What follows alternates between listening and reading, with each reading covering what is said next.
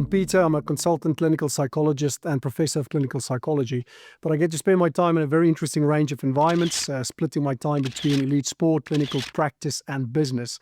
And the topic I want to discuss today is probably the single most important thing, I believe, because we use this framework across everything in high performance. So whether we talk about sport, business, clinical psychology, it doesn't matter. So this is what we call the ABC model of emotions and behavior. And it is the essence of everything that we do in a high performance environment. It comes straight from the heart of cognitive behavior psychology. And I have to admit at the start here, when I lecture this to the clinical psychology students, we probably spend between 40 and 60 hours on this model. I'm going to do this in about 6 or 7 minutes today. So it's by far not the full unpack complete process. But I think for practical everyday use, it gives you a really good indication to understand of how these loose working parts link together to be able to understand what we can do better to function in a high performance environment. So in this ABC model, we start with the A, which is short for activating events or the triggers, which are typically the things that happen to us. So you can call it people, places, situations, or things, but effectively every single second on your chronological timeline is a potential trigger. So it might be you sitting in the moment, working against the clock to meet a deadline. That's a trigger that will build pressure. It might be going into conversation with someone. The conversation gets a little bit heated, puts you on the spot there. That's a trigger.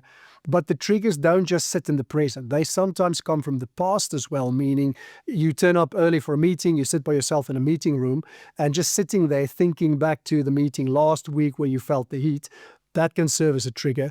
But also these thoughts sit in the future, typically with a what if thought. So what if I can't? What if things go wrong? What if I mess up? Now, for most people, having a trigger in the past or the present is already a challenge, but a lot of these triggers sit in the future as well, typically with a what if thought. So what if I can't? What if things go wrong? What if the client doesn't like it? So all of those factors, past, present, future, real or imagined, will play a very important role in the next part in the model, which we go from the A straight through to the C, which is about consequences, effectively psychological consequences. Now, in psychology, when we talk about consequences, it will have 3 subheadings because you cannot be without them. You will always have them. There's going to be some form of emotion. You're going to feel something, happy, glad, bad, sad, angry, depressed, anxious, neutral, still an emotion. There's going to be an accompanying behavior because emotion very often, well, most of the time will drive the behavior. Sit with the emotion, avoid the emotion, deal with the emotion, work through the emotion. So there's a camera recording you. What will we see? It might be somebody getting overly animated. It might be somebody who kind of loses the plot situationally or overwork or avoid certain people or situations or go home and do some self-medication, which you throw a few drinks on the problem. All of those things are consequences behaviorally. But physiologically, we also find that one of 3 systems in your body tend to take a severe beating if you are under prolonged pressure, which is either gastrointestinal, so typical IBS, spastic colon, stomach ulcers, that sort of related symptoms that you find. We find it to be the musculoskeletal system where you end up with these golf ball-sized spasms in your back and shoulders and neck pain and body stiffness. Or thirdly, your immune system being influenced to the extent that whatever health niggle does the rounds, you tend to pick it up. Now, if you look at the model, the way it reads at the moment, if the triggers directly led to the consequences, this should have meant that everybody should have reacted exactly the same way in the same situation. And we know from common sense and experience that is just not the case. You can put 10 people in the same situation at the same time, and you'll see 10 different reactions. So the part that we want to get to understand performance, behavior, and emotion better is dip into this missing factor, the B. So go from the A, not to the C, but into the B factor, which is about beliefs. Not religious beliefs, it's about perceptions, including but not limited to perceptions, and other cognitions. So the way this voice in your head will kick off.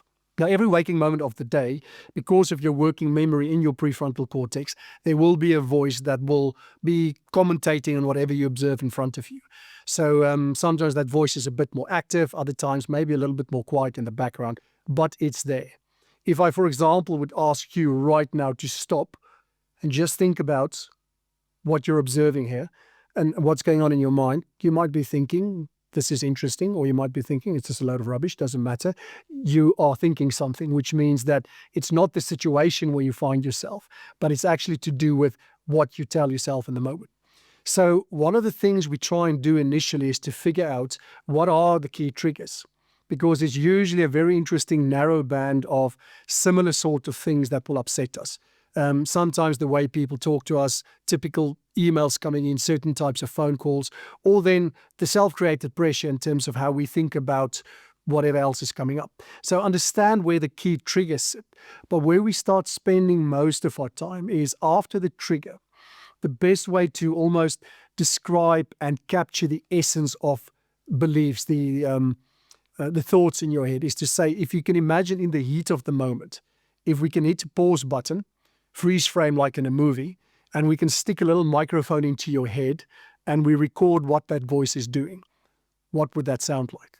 Because that voice, however subtle it might be, firstly is going to be there, but secondly, the content of that voice is the major thing that will help us to understand, for example, why you are having the consequences. So in a high pressure moment, I can definitely tell you, you're probably not thinking, this is wonderful, I'm looking forward to this, the results do not matter. It's very often something quite the opposite of that, is where the anxiety will start getting fuel. Now, once the anxiety kicks off, this again will have an influence on the behavioral execution. That's something we're going to discuss at a later stage, where we talk about the neurological influence of this, where you lose something like fluency of motion, or it just kind of changes the execution or the behavior altogether. But the ability to take any working problem that you have and break it down into these parts to say, where's the trigger?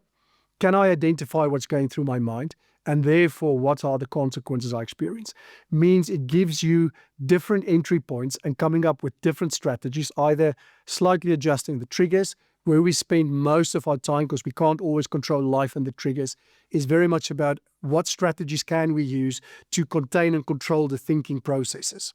Now, broadly, we look at two categories. We either look at thought restructuring, how do we change the content of that voice, or the other thing that we do is around thought disengagement, which means how do you sometimes just shut down the voice or notice it without interacting with it or acting on it.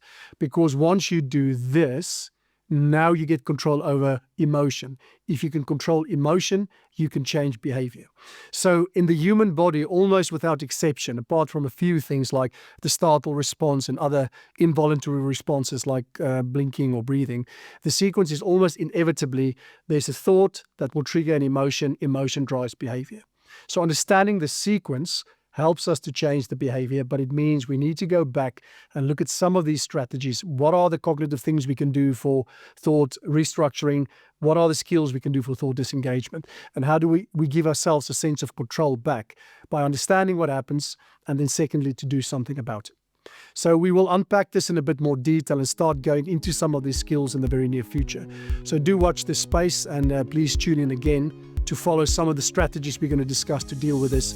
Otherwise, feel free to leave some comments in the comment section, and where possible, we'd love to try and respond to that. Thank you very much, and until the next time.